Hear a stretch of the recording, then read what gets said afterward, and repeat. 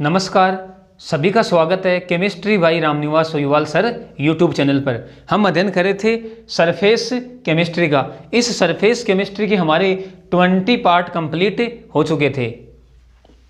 आज हमारा surface chemistry का पार्ट नंबर रहेगा 21 और इस आज के वीडियो का टॉपिक हमारा रहेगा कोलोइडी विलयन का स्कंदन, यानी अपन इसे कहते हैं कोगुलेशन ऑफ कोलोइडल सॉल्यूशन, यानी कोलोइडी विलयन का स्कंदन किस प्रकार होता है, स्कंदन की कौन कौन सी विधियां होती हैं, इन सब का अध्ययन हम इस आज के वीडियो में करने वाले हैं। तो लगातार आप मेरे साथ अंत तक बने रहिए। देखो, पहले बात करते हैं कि स्कंदन कहते किसे हैं। हमें पता है कोलोइडी विलयनों का जो स्थायित्व है वह उसके समान आवेशों के कारण होता है, यानी हम कह सकते हैं कि कोलोइडी विलयन में कोलोइडी कणों पर समान आवेश उपस्थित रहता है, जिसकी वजह से उनमें प्रतिकर्षण रहता है और कोलोइडी कण पास पास नहीं आ पाते हैं, यानी वो दूर दूर रहते हैं और बड़े आकार का निर्माण नहीं कर पाते हैं। बड़े आकार के कण का निर्माण नहीं कर पाएंगे तो हम कहेंगे कि कोलोइडी विलयन का स्थायित्व बना रहता है। अब मान लो कि कोलोइडी कणों के आवेश को किसी भी विधि से समाप्त कर दिया जाए या अपन कह सकते हैं उदासीन कर दिया जाए, तो कोलोइडी कण पास पास आने लगते हैं और पास पास आकर संयुक्त होकर बड़े आकार के कणों का निर्माण कर लेते हैं और ये बड़े आकार के कण पात्र के पेंदे में बैठने लगते हैं, यानी अपन कह सकते हैं कि कोलोइडी कण स्कंदित होने लगते हैं या अवक्षेपित होने लगते हैं, यानी अवक्षेप के रूप में हमें कोलोइडी कण प्राप्त हो जाते हैं। दूसरे शब्दों में हम कह सकते हैं कि कोलोइडी विलयन में हम स्थायी कारक मिलाते हैं। स्थायी कारक यानी स्थायित्व प्रदान करने के लिए स्थायी कारक के रूप में हम वैद्युत अपघट्य पदार्थ मिलाते हैं। यदि किसी भी विधि से वैद्युत अपघट्य पदार्थ को पूर्णतया कोलोइडी विलयन से अलग कर लिया जाए तो कोलोइडी कण उदासीन होकर पात्र के पेंदे में बैठ जाते हैं, यानी ओवरऑल अपन ये कह सकते हैं कि कोलोइडी विलयन से कोलोइडी कण अवक्षेपित हो जाते हैं। तो कोलोइडी विलयन से कोलोइडी कणों का यह अवक्षेपण ही कोलोइडी विलयन का स्कंदन कहलाता है। देखो, हम स्कंदन को इस प्रकार से परिभाषित कर सकते हैं। हम क्या कह सकते हैं? हम कह सकते हैं कोलोइडी विलयन में कोलोइडी विलयन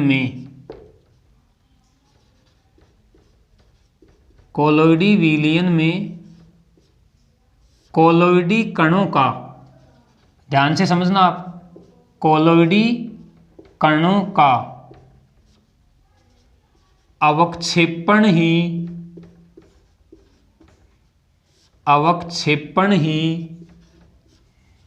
कोलोइडी विलयन का स्कंदन कहलाता है। कोलोइडी विलयन का स्कंदन कहलाता है। स्कंदन कहलाता है, यानी सीधी सी भाषा में हम यूँ कह सकते हैं कि कोलोइडी विलयन से कोलोइडी कणों का अवक्षेप के रूप में प्राप्त होना ही कोलोइडी विलयन का स्कंदन कहलाता है। अब देखो, कोलोइडी विलयन के स्कंदन की कुछ विधियां हैं, यानी हम किन किन विधियों के द्वारा कोलोइडी विलयन का स्कंदन करवा सकते हैं। तो पहली विधि ले रहा हूं मैं आधिक्य अपोहन के द्वारा।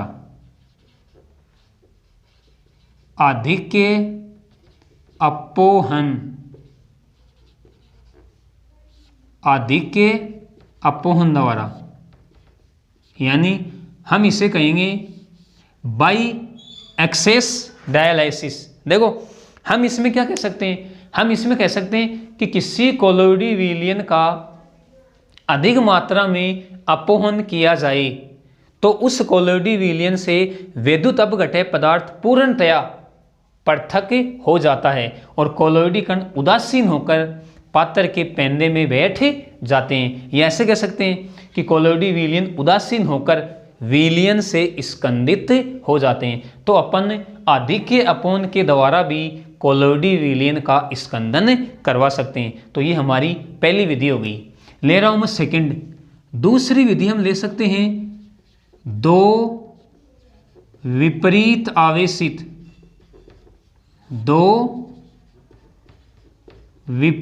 आवेशित कोलोइडों को मिलाने पर या कोलोइडों को मिलाने से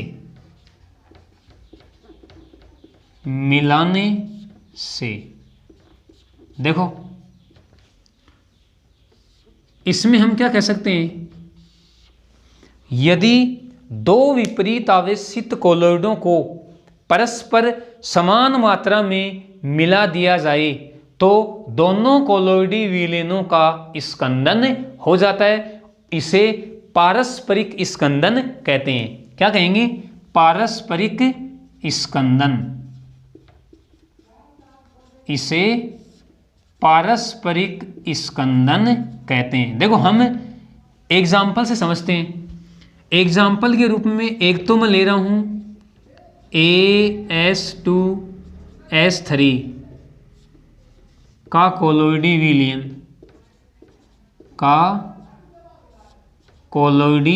विलयन, और हमें पता है AS2S3 का कोलोइडी विलयन कैसा होता है? ऋणावेशित कोलोइडी विलयन। दूसरा मैं ले रहा हूं फेरिक हाइड्रोक्साइड FeOH की होल थ्राइस का कोलोइडी विलयन, और फेरिक हाइड्रोक्साइड का कोलोइडी विलयन कैसा होता है? धनावेशित। अब देखो, हमने दोनों कोलोइडी विलयनों को मिला दिया। मिलाने पर बराबर समान मात्रा में मिलाया है। ये कहा है मैंने कि दो विपरीत आवेशित कोलोइडी विलयनों को परस्पर समान मात्रा में मिलाने पर दोनों का स्कंदन हो जाता है, जिसे पारस्परिक स्कंदन कहते हैं। तो AS2S3 कोलोइडी विलयन और फेरिक हाइड्रोक्साइड के कोलोइडी विलयन को बराबर मात्रा में मिलाने पर इन दोनों का पारस्परिक स्कंदन हो जाता है। क्यों? क्योंकि दोनों विपरीत आवेशित कोलोइडी विलयन है। एक ऋणावेशित कोलोइडी विलयन है और दूसरा धनावेशित कोलोइडी विलयन है। तो दोनों को जब हम बराबर मात्रा में आपस में मिलाएंगे तो दोनों का स्कंदन हो जाता है, जिसे हम पारस्परिक स्कंदन कहते हैं। तो ये हमारी दूसरी विधि होगी। अब अपन अगली विधि की बात करें तो अगली विधि आएगी विद्युत कर्ण संचलन।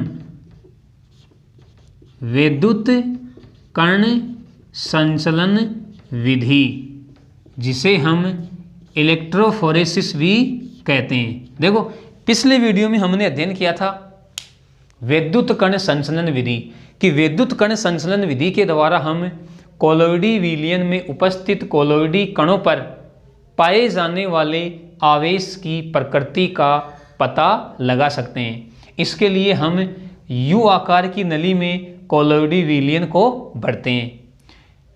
U आकार की नली के दोनों सिरों पर हम इलेक्ट्रोड लगाते हैं, यानी एनोड और कैथोड, और विद्युत धारा प्रवाहित करते हैं। तो क्या होगा?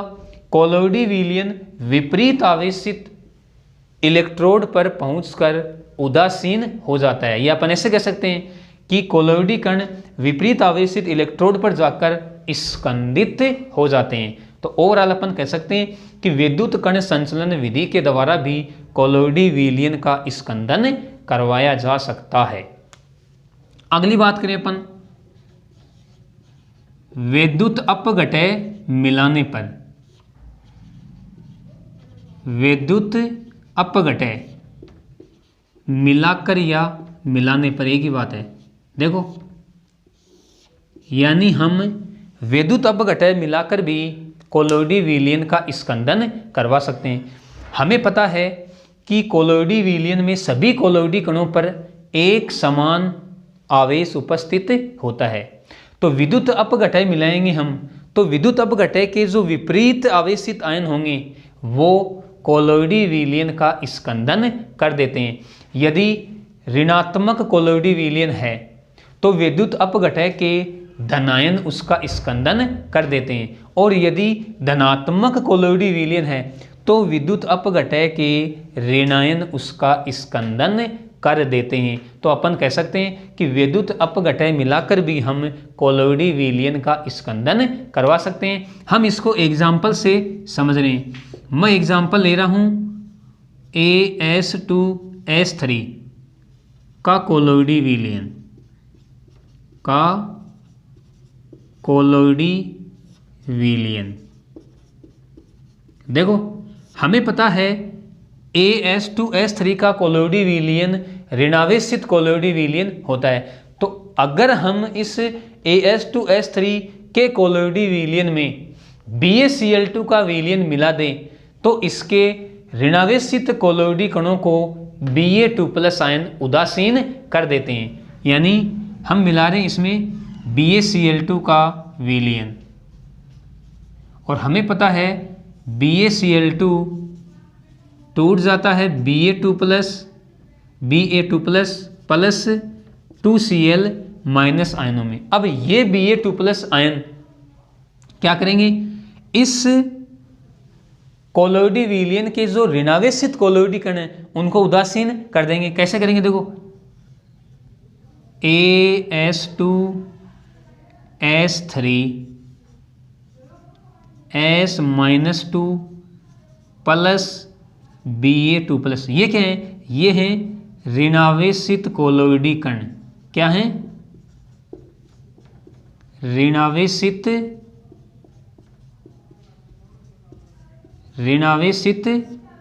कोलोइडी कण।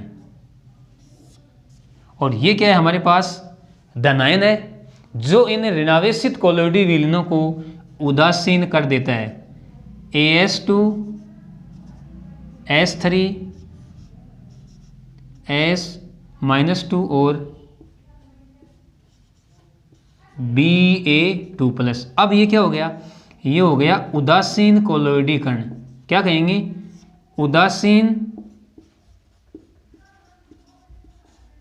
उदासीन कोलोइडी कण। अब देखो यानी ये जो Ba2+ आयन है, इस Ba2+ आयन को हम समाक्षेपण आयन या सक्रिय आयन या स्कंदन आयन भी कहते हैं। यानी एक डेफिनेशन है समाक्षेपण आयन की, तो इसको भी आप ध्यान में रखोगे। समाक्षेपण आयन, देखो हम क्या कहेंगे, हम कहेंगे विद्युत अपघटय का वह आयन जो कोलोइडी कणों के अवक्षेपण में सक्रिय भाग लेता है उसे हम समाक्षेपण आयन कहते हैं। क्या कहेंगे, हम कहेंगे विद्युत अपघटय का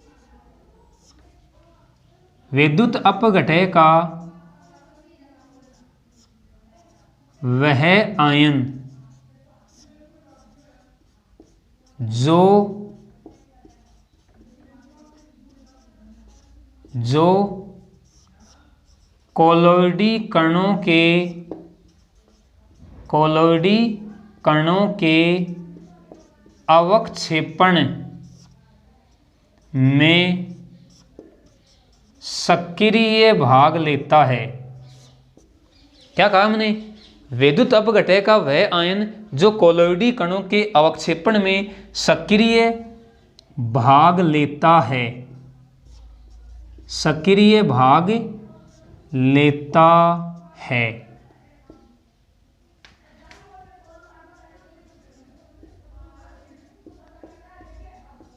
समाक्षेपण आयन कहलाता है। समाक्षेपण आयन कहलाता है। देखो इसे हम सक्रिय आयन भी कह सकते हैं या स्कंदन आयन भी कह सकते हैं। क्यों?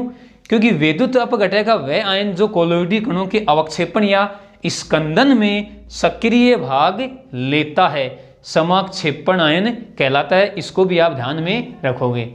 तो ये हमने कोलोइडी विलयन के स्कंदन की कुछ विधियां पढ़ी हैं। पहली विधि आधिक्य अपोन द्वारा, दूसरी दो विपरीत आवेशित कोलोइडों को मिलाने पर, तीसरी विद्युत कण संचलन विधि और चौथी विद्युत अपघटय मिलाकर। यानी हम विद्युत अपघटय मिलाकर किसी कोलोइडी विलयन का स्कंदन करवा सकते हैं।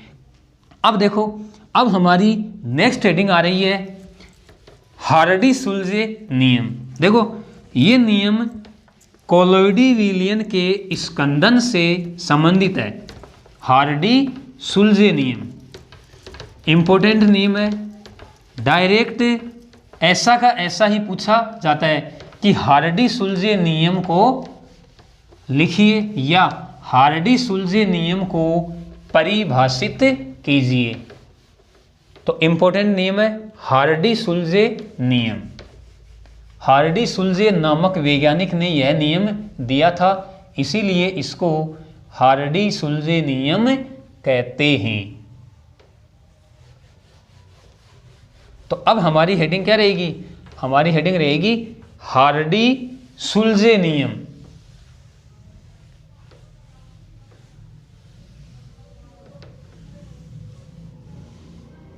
यानी हार्डी-सुल्जे नियम।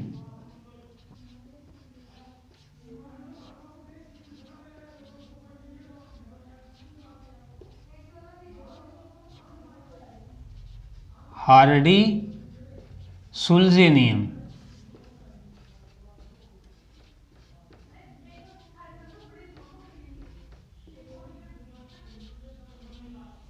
हार्डी-सुल्जे रूल। हार्डी-सुल्जे रूल। देखो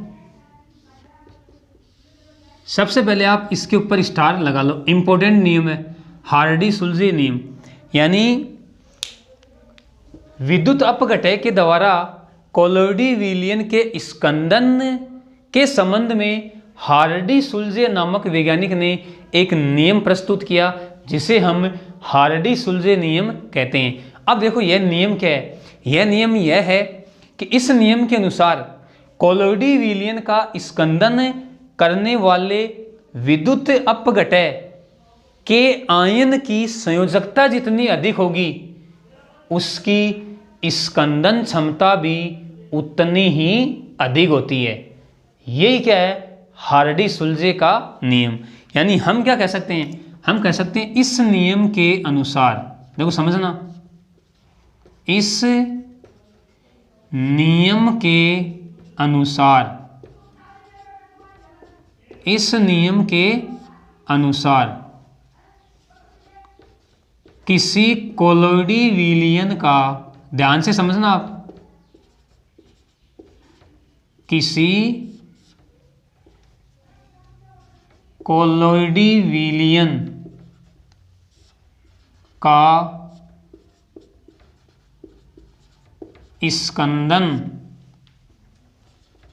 स्कंदन करने वाले विद्युत अपघटय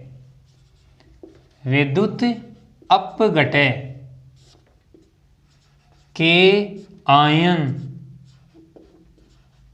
विद्युत अपघटय के आयन की संयोजकता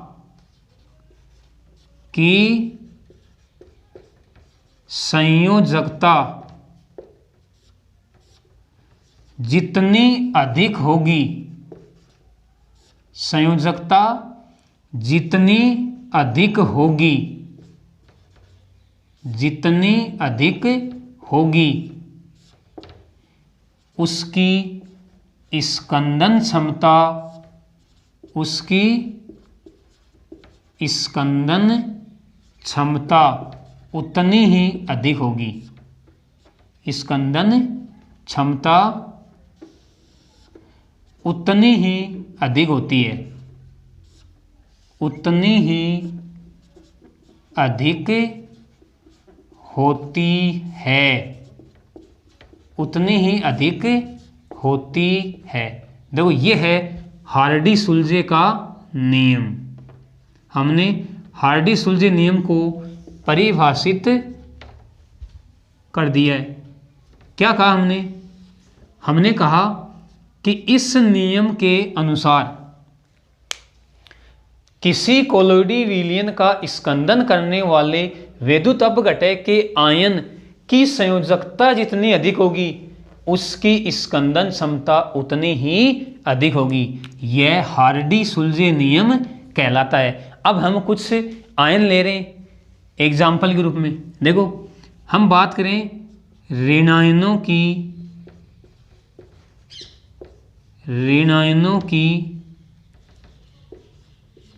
स्कंदन क्षमता का क्रम। ऋणायनों की स्कंदन क्षमता का क्रम। कुछ ऋणायन ले रहा हूं मैं। देखो मेरे पास है FeCN6 4-। दूसरा मेरे पास है PO4 3-। एक है मेरे पास SO4 2-, और एक है मेरे पास Cl-। अब देखो हार्डी-सुलजे नियम क्या कह रहा है कि वैद्युत अपघटय के जिस आयन की संयोजकता जितनी अधिक होगी उसकी स्कंदन क्षमता उतनी ही अधिक होगी। यहाँ पर -4, यहाँ पर -3, यहाँ पे -2 और यहाँ पे -1। यानी अगर हम इसकी स्कंदन क्षमता का क्रम लिखें तो हमारे पास ये क्रम आएगा। यानी स्कंदन क्षमता का कौन सा क्रम है? घटता हुआ क्रम।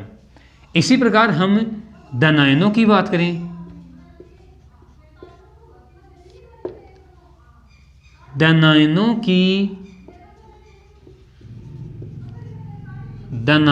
की स्कंदन क्षमता का क्रम।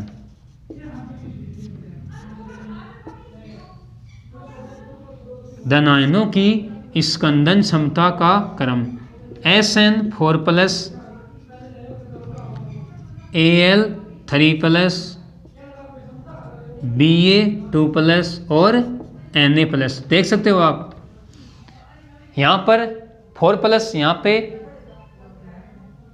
3+, यहाँ पे 2+ और यहाँ पे 1+। यानी अगर इसका हम क्रम लिखें स्कंदन क्षमता का तो ये क्रम आएगा। तो ये हमारा हार्डी-सुलजे का नियम हो गया।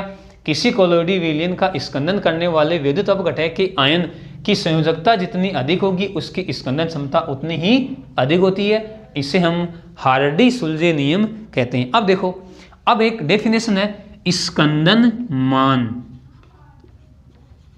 स्कंदन मान कह सकते हैं या इसे हम स्कंदन मूल्य भी कह सकते हैं। स्कंदन मान या स्कंदन मूल्य, ये देखो क्या होता है। अब हम स्कंदन मान की बात करते हैं। देखो हम क्या कह सकते हैं? हम कह सकते हैं किसी विद्युत अपघटय के मिलीमोल की वह न्यूनतम मात्रा जो 1 लीटर कोलोइडी विलयन को स्कंदित करने में आवश्यक होती है स्कंदन मान या स्कंदन मूल्य कहलाती है। क्या कहेंगे? हम कहेंगे किसी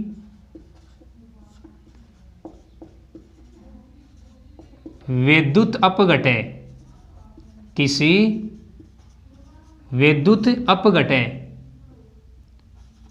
की मिलीमोल, किसी विद्युत अपघटय की मिलीमोल में वह न्यूनतम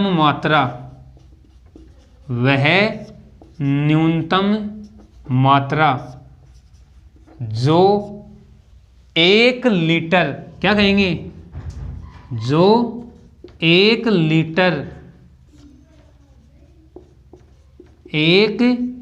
लीटर कोलोइडी विलियन को स्कंदित करने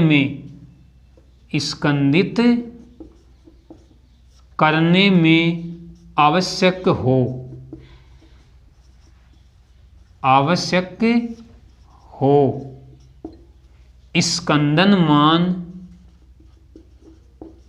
स्कंदन मान कहलाती है।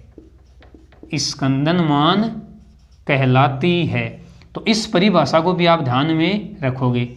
स्कंदन मान कह सकते हैं, स्कंदन मूल्य कह सकते हैं। किसी विद्युत अपघटय की मिलीमोल में वह न्यूनतम मात्रा जो 1 लीटर कोलोइडी विलयन को स्कंदित करने में आवश्यक हो। अब देखो, हमें यह तो पता हो गया है कि किसी विद्युत अपघटय की मिलीमोल में वह न्यूनतम मात्रा जो 1 लीटर कोलोइडी विलयन को स्कंदित करने में आवश्यक हो स्कंदन मान कहलाती है।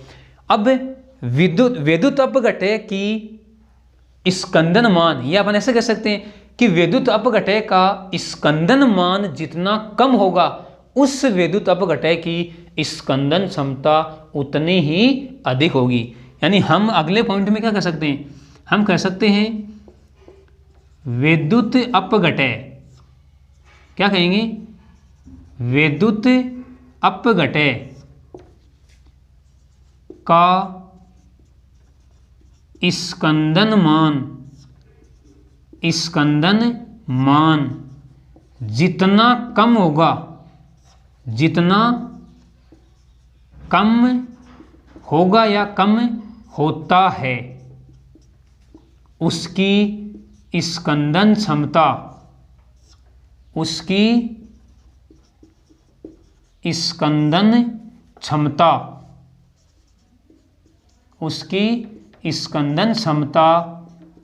उतनी ही अधिक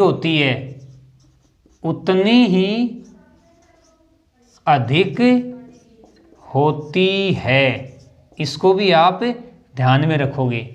क्या कहा हमने, विद्युत अपघटय का स्कंदन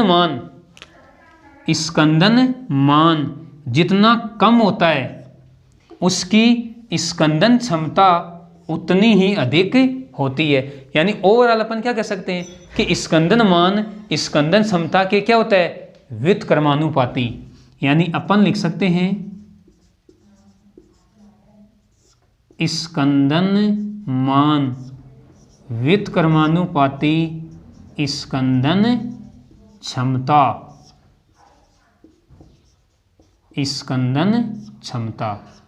तो इसको भी आप ध्यान में रखोगे। अब देखो, हम अगर स्कंदन क्षमता का सूत्र लिखें, स्कंदन क्षमता, तो इसका सूत्र हम लिख सकते हैं, क्या लिखेंगे, हम लिखेंगे विद्युत अपघटय की मात्रा इंटू मोलरता इंटू 1000 अपॉन कुल आयतन।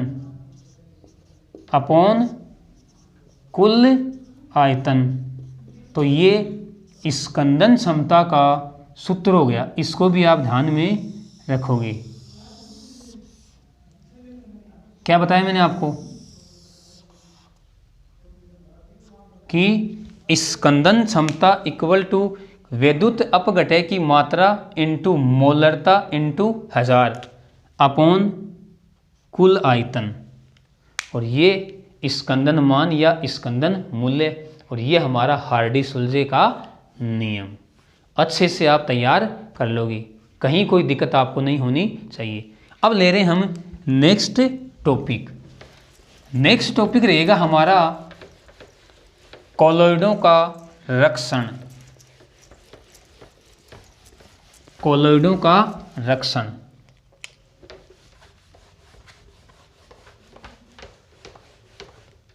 कोलोइडों का रक्षण क्या होता है, किस प्रकार रक्षण होता है, रक्षण की प्रक्रिया क्या होती है, अब हम इसका अध्ययन करेंगे। तो आप लगातार बने रहिए।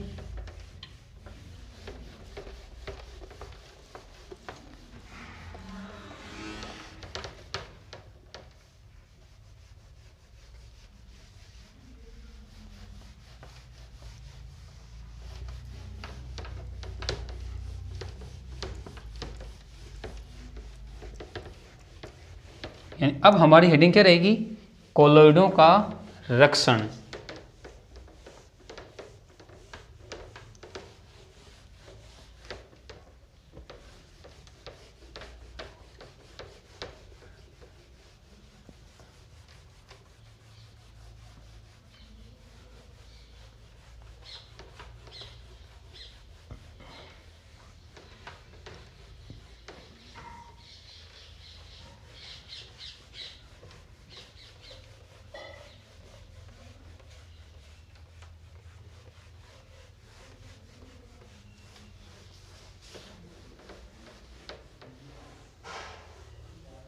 अब हमारी हेडिंग क्या रहेगी?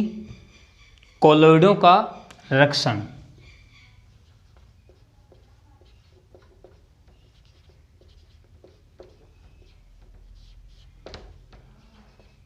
कोलॉइडों का रक्षण यानी अपन कह सकते हैं protection of colloids, protection of colloids।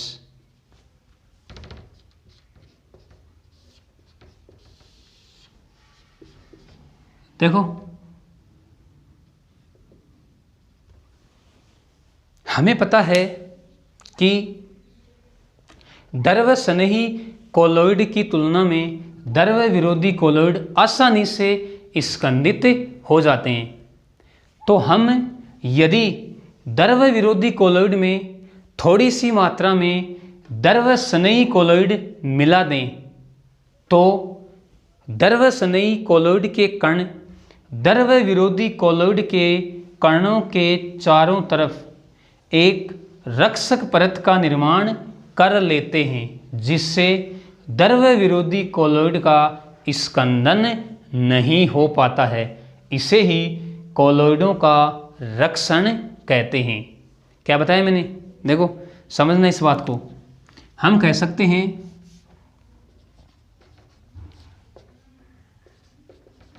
द्रव स्नेही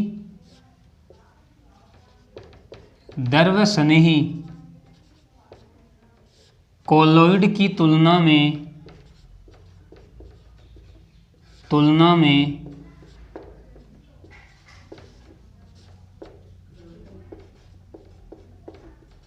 द्रव विरोधी कोलॉइड का स्कंदन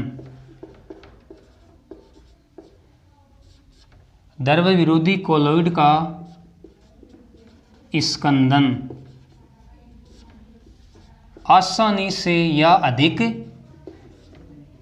शीघ्रता से, ऐसे कह सकते हैं, स्कंदन आसानी से हो जाता है, आसानी से हो जाता है। अतः द्रव विरोधी कोलॉइड में द्रव विरोधी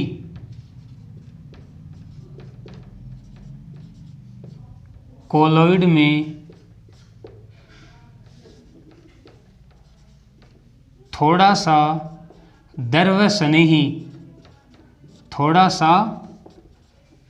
द्रव स्नेही कोलॉइड मिलाने पर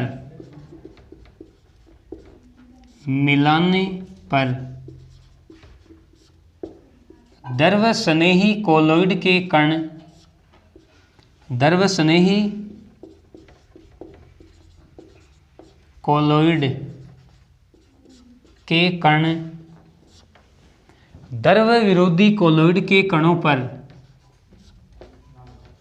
द्रव विरोधी कोलॉइड के कणों पर एक रक्षक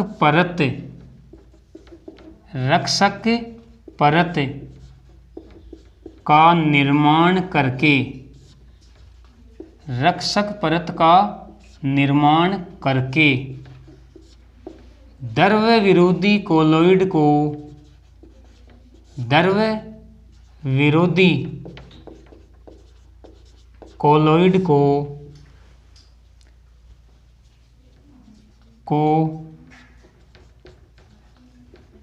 स्कंदित होने से बचाते हैं। स्कंदित होने से बचाते हैं। इसे ही कोलॉइडों का रक्षण कहते हैं। इसे ही कोलॉइडों का रक्षण कहते हैं। इसे ही कोलॉइडों का रक्षण कहते हैं। देखो हमने क्या कहा, हमने कहा कि द्रव स्नेही कोलॉइड की तुलना में द्रव विरोधी कोलॉइड का स्कंदन आसानी से हो जाता है। अतः द्रव विरोधी कोलॉइड में थोड़ा सा द्रव स्नेही कोलॉइड मिलाने पर द्रव स्नेही कोलॉइड के कण द्रव विरोधी कोलॉइड के कणों पर एक रक्षक परत का निर्माण करके द्रव विरोधी कोलॉइड को स्कंदित होने से बचाते हैं। इसे ही कोलॉइडों का रक्षण कहते हैं। और यह प्रक्रिया रक्षण कहलाती है। क्या कहलाएगी? यह प्रक्रिया रक्षण कहलाती है। यह प्रक्रिया रक्षण कहलाती है। अब देखो ये जो द्रव स्नेही कोलॉइड है ये यहाँ पे रक्षी कोलॉइड कहलाता है। तो हम नेक्स्ट पॉइंट में क्या कह सकते हैं? द्रव स्नेही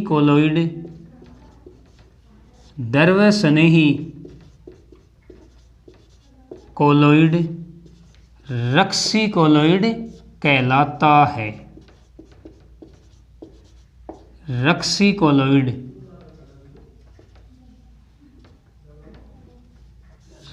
कोलॉइड कहलाता है।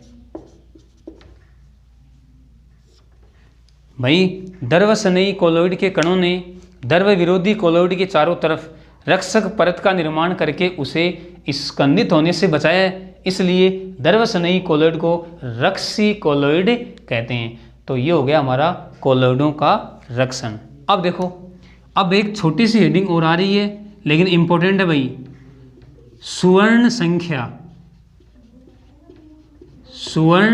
संख्या या इसे कहते हैं सुवर्णांक। क्या कहते हैं?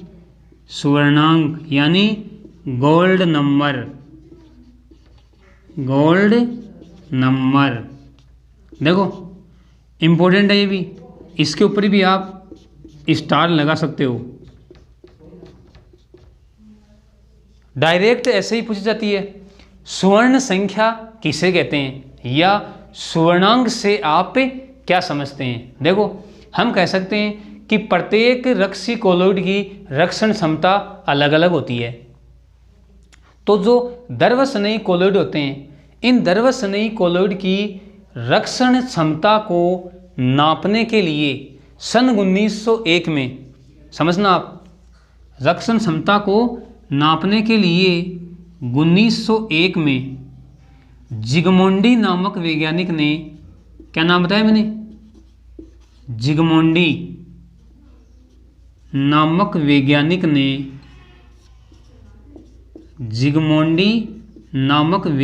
ने सुवर्ण संख्या का प्रयोग किया। सुवर्ण संख्या का प्रयोग किया। वापस से मैं आपको समझा रहा हूं। प्रत्येक रक्षी कोलॉइड की रक्षण क्षमता अलग अलग होती है।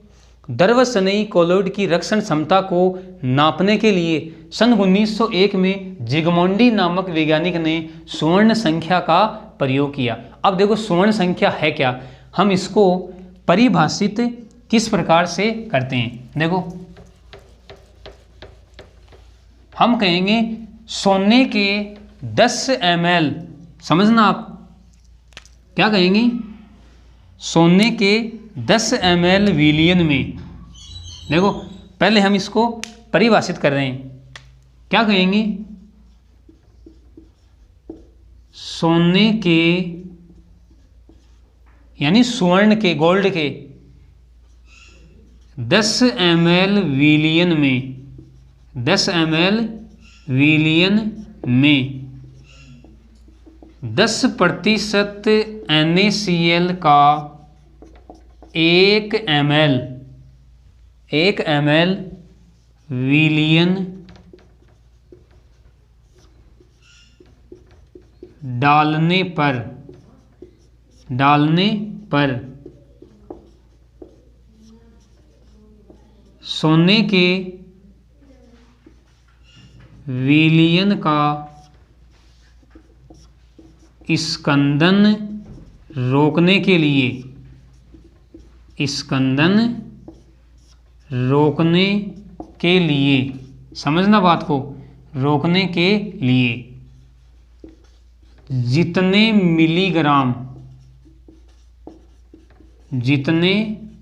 मिलीग्राम रक्सीकोलोइड की आवश्यकता होती है, जितने मिलीग्राम रक्सीकोलोइड की आवश्यकता होती है,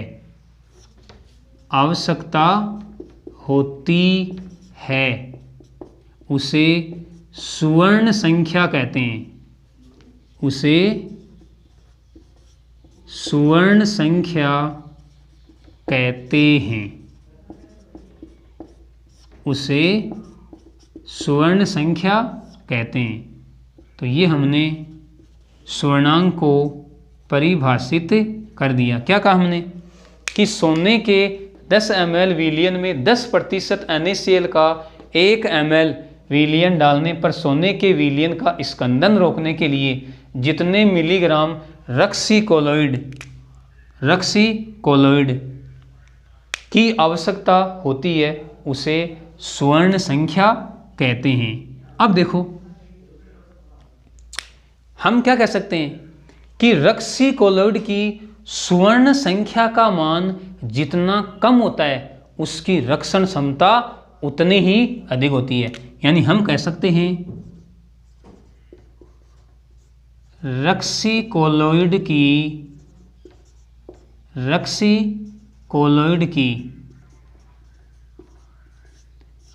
स्वर्ण संख्या का मान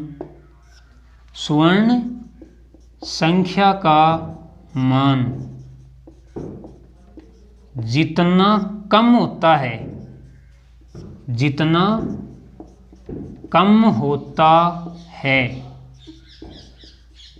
उसकी रक्षण क्षमता उतनी ही अधिक होती है, उसकी रक्षण क्षमता उतनी ही अधिक होती है। स्टार लगा के इसको लिख लेना आप। देखो क्या कहा हमने कहा कि रक्सीकोलोइड की स्वर्ण संख्या का मान जितना कम होता है उसकी रक्षण क्षमता उतनी ही अधिक होती है। तो ओवरऑल अपन यहां से क्या कह सकते हैं कि स्वर्ण संख्या, क्या कह सकते हैं, स्वर्ण संख्या यानी गोल्ड नंबर, ये रक्षण क्षमता के क्या होती है, व्युत्क्रमानुपाती। तो इस संबंध को भी आप ध्यान में रखोगे। स्वर्ण संख्या व्युत्क्रमानुपाती होती है रक्षण क्षमता के, यानी स्वर्ण संख्या जितनी कम है उस रक्सीकोलोइड की रक्षण क्षमता उतनी ही अधिक होगी। ये ऐसे कह सकते हैं कि स्वर्ण संख्या जितनी अधिक है उस कोलॉइड की रक्षण क्षमता उतनी ही कम होती है। देखो हम एक एग्जाम्पल से समझते हैं। मेरे पास है जिलेटिन, क्या है? जिलेटिन। और एक है मेरे पास स्टार्च। समझना आप, जिलेटिन की स्वर्ण संख्या होती है 0.005 और स्टार्च की स्वर्ण संख्या होती है 25। अब देखो आप इन मानों को देख के हम क्या कह सकते हैं? स्वर्ण संख्या के मान है, क्या कह सकते हैं कि जिलेटिन एक उच्च श्रेणी का रक्सी कोलॉइड है। क्या कहेंगे? जिलेटिन एक उच्च श्रेणी का रक्सी कोलॉइड है। किस आधार पे कहा हमने? क्यों? क्योंकि जिलेटिन की स्वर्ण संख्या कितनी है? 0.005 और स्टार्च की स्वर्ण संख्या है 25। तो हम क्या कहेंगे कि स्टार्च एक निम्न श्रेणी का या निम्न कोटि का, निम्न श्रेणी का रक्सी कोलॉइड होता है। रक्सी कोलॉइड होता है। तो आप स्वर्ण संख्या या स्वर्णांक को भी ध्यान में रखोगे। तो ये हमारा कोलॉइड का रक्षण हो गया और स्वर्ण संख्या। यानी इस आज के वीडियो में हमने अध्ययन किया कोलॉइडी विलयन के स्कंदन का। स्कंदन किसे कहते हैं, स्कंदन किन विधियों के द्वारा हम करवाते हैं। फिर हमने स्कंदन से संबंधित हार्डी-सुलजे नियम देखा, स्कंदन मान किसे कहते हैं और कोलॉइडों का रक्षण किस प्रकार होता है, रक्सी कोलॉइड क्या होते हैं और स्वर्ण संख्या किसे कहते हैं। अब हम नेक्स्ट जो हमारा वीडियो होगा उसमें हम पढ़ेंगे पायस या इमल्सन। तो आज की क्लास के लिए इतना ही। ओके, धन्यवाद।